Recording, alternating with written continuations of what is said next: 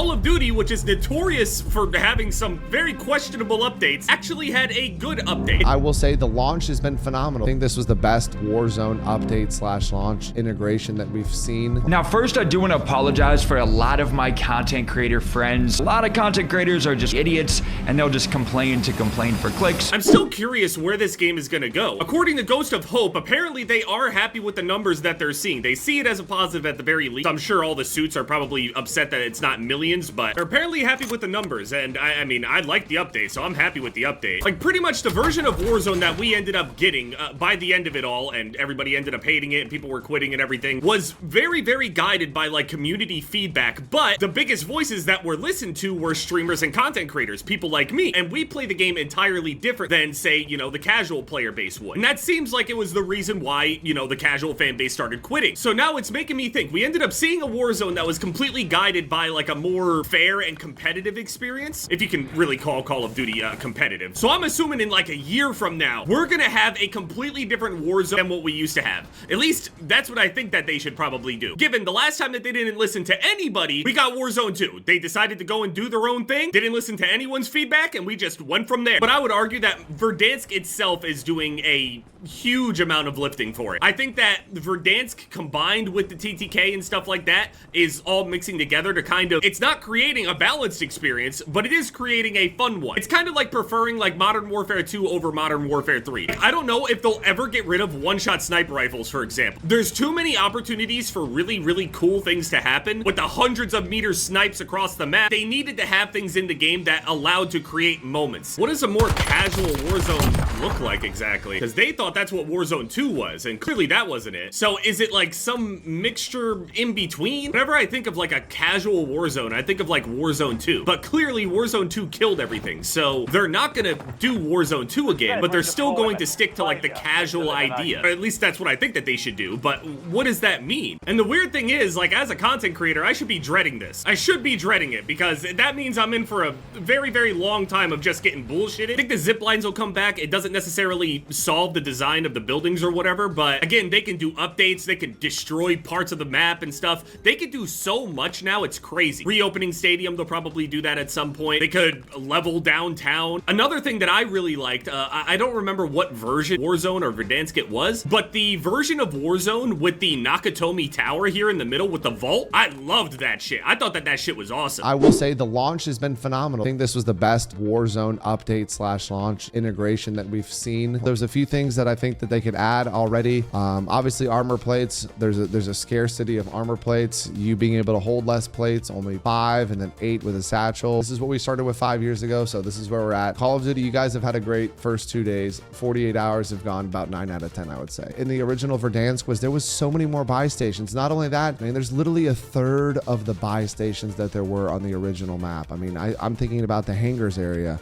There was a buy station in between the 2 trailers. There was a buy station in the middle of the runway. There was just buy stations everywhere, and I just don't think that's a bad thing. I think that's a good thing. You have all this money, you should be rewarded. I wish they would at least tell me why, or tell us why they go with the decision to limit the buy stations. I know they want the BR experience, but I just don't think it plays fluid. I don't know, just the full game fluidity is just not there. It's not there. The full game fluidity is not there with the way the game is now. When you have this floor loot, talk about inconsistency. You got the inconsistency of the weapon, and then not only that, the inconsistency of the TTK. You dying so fast. I want this game to thrive, you guys. This game thrives, I thrive. Simple as that. And another thing, I know it's early on, rooftops. There's some rooftops that just, it's so hard to push. And without zip lines on the outside of a building, or a portable zip that you can get up on top of a rooftop, I mean, sometimes if these guys just have a rooftop, there's nothing you can do about it. Unless you can snipe them, get an airstrike, or you can just, you really got to coordinate some pushes if you're going to push a team on a rooftop. Also, more contracts. I just feel like there's not many contracts on the map. I mean, the reason why there's not many contracts on the map is because there's no way to get money. There's not much loot on the map. I remember you used to run through Superstore and there was just piles of loot everywhere. I go into a building and there's nothing. Put a guaranteed plate in every chest. Put a guaranteed money in every chest, because sometimes you open up a chest and there's no money money, there's no plates. I don't think that should be a thing. I think they should add more cars. Call me crazy. I don't know, man. Some of the cars are OP. The LTV is pretty OP, I'm not gonna lie, but you just need to have rotations. You gotta have a vehicle to rotate. I will say, if you guys are gonna use vehicles, trophies are one of the most important, most valuable field upgrade, especially if you're playing team or even by yourself. But if you're in a car, you guys utilize cars, get a trophy on that thing immediately. 1C4, one little dirty bot can kill your whole team, or they could just shoot you in the back easily. But that's the TTK. That's kind of the beauty of it, because they want to give everyone a chance in this game. And honestly, they've done a great job. So like I said, I give it a 9 out of 10 so far. I really am hopeful about future updates moving forward. This is the first battle royale that we've ever played a second time around, so things are going to get stale. I think 3 times as fast as they normally do. Things are going to get stale, so I really hope within the first couple weeks these guys got some plans for updates coming out with us, either in-game events, maybe a new POI. I still miss the end game comms. I don't know why they took out those end game comms. I still like to see the spectator when you see how many people are spectating you. That was kind of cool. Oh, one other thing I will say, Nakatomi, please.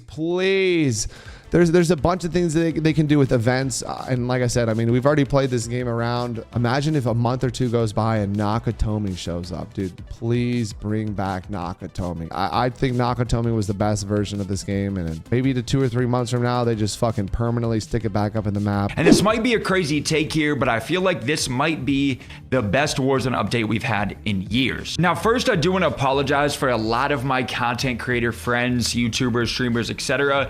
that don't understand, I guess, the Warzone landscape. A lot of content creators are just respectfully idiots, and they'll just complain for clicks, or they'll ask about stuff coming back into the game that nobody asked for except them, who is a 0.0001% player of the game. I miss when your life and how you played the game actually mattered. It shouldn't have been that you could just play the game brainless. Now you actually have to think about how you want to approach the game. You as a solo or as a team, rotate early, use vehicles, and I love that. I love that actually you have to value your life as a player. Now my biggest gripe overall, which they have already addressed this, is the lack of plates on the map. It's ridiculous, and I feel like that kind of hurts fighting, but they have addressed that they are going to fix that. Now overall, OG Verdansk looks damn near the same as when it left us in 2020. And I think that that's a very, very good thing, because a lot of people that haven't played Warzone or quit Warzone, they're coming back and being like, wait, I remember this map. The time to kill is very, very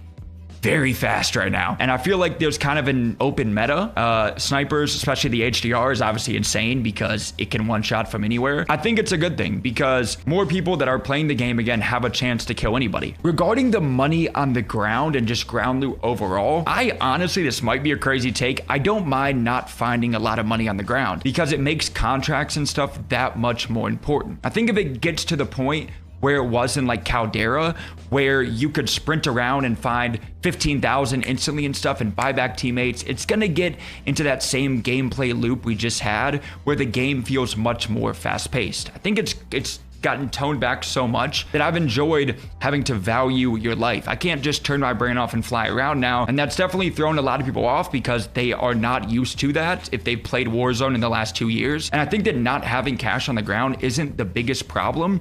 I think that having maybe more contracts would be great, because obviously the contract multiplier, the more contracts you do, the more cash that your team gets for completing those, which is amazing. Regarding the ground loot though, not gonna lie, I would love a slight change to ground loot because a lot of it is terrible. And a lot of the SMGs too have like 2.5 scopes on them, ACOGs, hollow sights. I'm like, instead of that, can we just get like extended mag 1 on some of those guns? Now I will also give Call of Duty its flowers for this. So far, there hasn't been a lot of bugs, knock on wood, which is crazy.